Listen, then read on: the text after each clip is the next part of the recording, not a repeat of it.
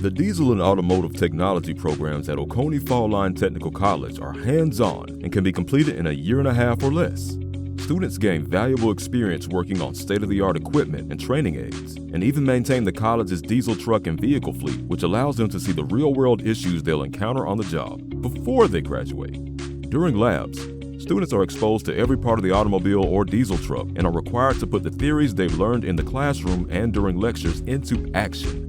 OFTC's diesel program is certified through Daimler Trucks of North America's Get Ahead program, which allows students to add certifications to their resume before entering the workforce.